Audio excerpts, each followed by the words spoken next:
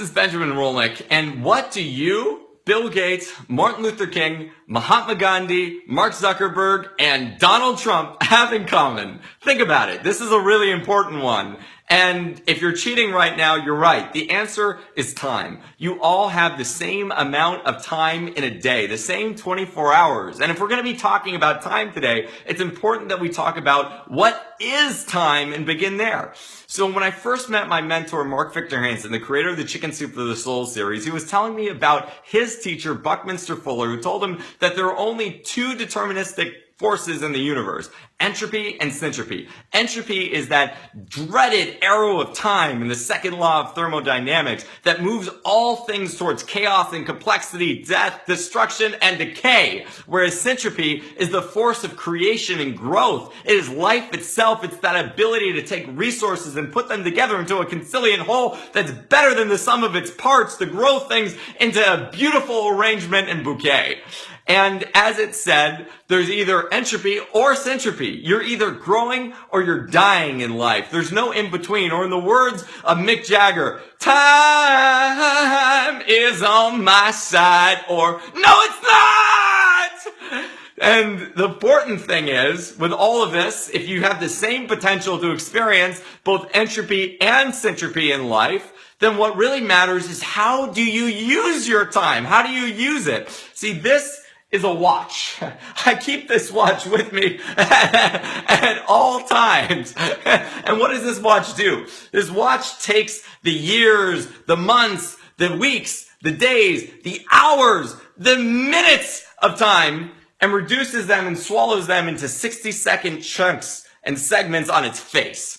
Now, most of us take these 60 seconds of life for granted, but in the words of Benjamin Hayes, I'm only just a minute, only 60 seconds in it. Forced upon me, can't refuse it, didn't seek it, didn't choose it, but it's up to me to use it. I must suffer if I lose it, give an account if I abuse it. I've only just a minute, but eternity is in it. Or in the great words of T.S. Eliot, my favorite lines actually, some of my favorite lines of the love song of J. Alfred Prufrock, in a minute there is time for decisions and revisions, which a minute will reverse. Oh, isn't that great? In a minute, there is time for decisions and revisions, which a minute will reverse. How many of us know that one?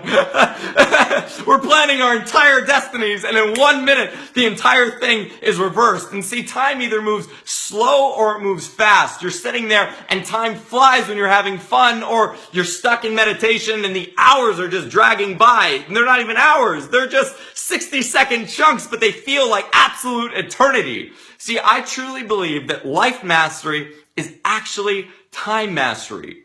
Because if you've ever thought to yourself that you've competed against another individual, or even against yourself, you're absolutely wrong. It's time, entropy, or death. That's the only thing that we ever compete with. Just imagine, take any one of your problems right now, your biggest problem that you could ever experience. Now consider that you're going to live forever. You are literally going to live for an eternity. So whatever problem you're dealing with today, you've got 10,000 years to figure out. Let's just say that you lost an arm. In 10,000 years, there's going to be a cure for that. Let's just say you're losing your vision or your mind. 10,000 years, there's going to be a cure for that. Let's just say you're having a problem with your mom or with somebody in your life or with a coworker. 10,000 years, I guarantee you we'll solve that problem. So what's a problem if you live forever, if you're in the eyes of eternity? Absolutely nothing. You see, it's the desire for now. It's the desire to feel things now, to get things now, to have things now that creates all the strife and struggle that we experience in life. See, it's time. Time is the only thing that we ever compete with in our lives. And time is that shifting shore which tosses our little skiff against the sea like dice, either calmly or dangerously. There's a painting that I love by the artist Francisco Goya called Saturn Devouring His Son, or as I like to put it, Kronos biting off the heads of his children. And the point of the painting is that it's depicting this scene where Kronos, after hearing that one of his sons is going to overthrow him, one of his progeny, one of his kids is going to take over his rule of the universe, decides he's going to eat every single one of his children the moment that they're born. What a great, pleasant idea.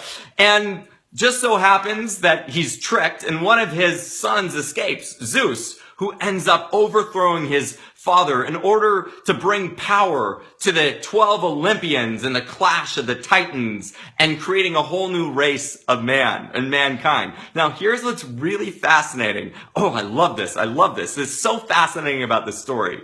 So, the father of Zeus, Kronos, whose name means time, and it's Saturn in Roman, Kronos conquers his father, Uranus, or sky, or heaven, in order to become king of all of the Titans, of all the universe, of chaos, the primordial force of the universe. So first, time becomes ruler and king of all the primordial forces of the universe. Therefore, Father Time conquers the universe, and the father of humanity, Zeus, conquers time. Oh, it's so beautiful. Let me say that one more time. Make sure that you got it. In the Greek myth of creation, Father Time, Kronos, conquers the entire universe, brings together everything. Chaos, he's above chaos, earth, heaven, all things. And the father of humanity, Zeus, conquers time. It's so beautiful. Oh my God, I love it. And a lot of people ask me in my life why I keep a 10-minute timer that goes off every 10 minutes. You might have even heard it in some of these videos.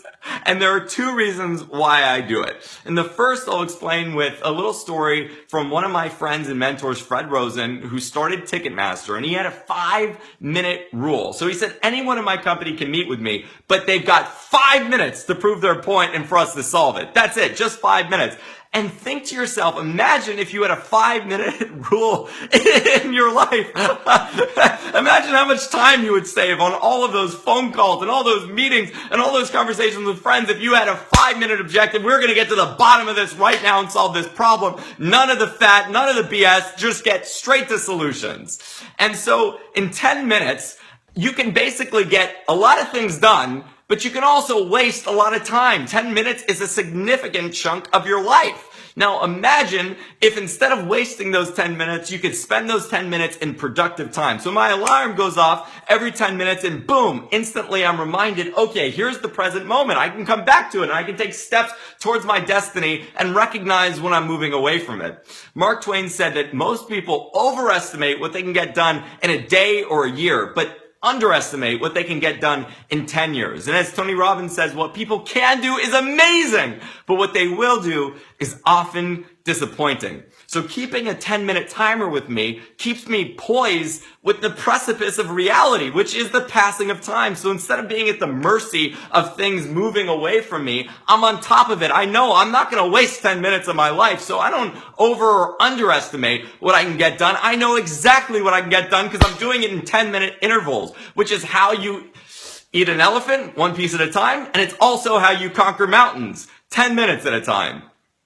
But let's bring it back to time itself, which is an absolute mystery. And so far in this video, I've spoken a lot of Chronos, one of the Greek words of time. But there's another Greek word for time, Kairos, which I find so much more beautiful. See, we live by Chronos, but we love by Kairos. What's the difference? So Chronos is time we can measure. It's all the months, days, hours, minutes, seconds, years. It's chronological time. It's linear. It's linear time. It's how we subdivide our lives in these tiny little units and plan for the future and remember the past. But Kairos time, Kairos measures the moments in life, not the seconds. The perfect moments, the beautiful moments, the joyful moments, the moments of triumph and the moments of failure. All those moments that we love and we live by, that we want to record and we want to sing for generations to come. Kronos is represented as this grim, disgusting, monstrous figure that freaking eats his own children. The Grim Reaper. Whereas Kairos is depicted as this winged, beautiful angel that looks like a giant version of a cherub. Makes you think, which one would you want to spend time with and hang out with? So I said earlier that there were two reasons why I kept this 10-minute timer on me. And the first is absolutely to measure Chronos time in my life, to make sure that every 10 minutes I'm spending moving towards my destiny. And if I'm moving in a direction that's leading me away from the direction I want to go, boom, my mind is brought back to the present moment and I change, I act, I go in a new direction. But the second reason, and the more important reason, is to measure Kairos time in my life.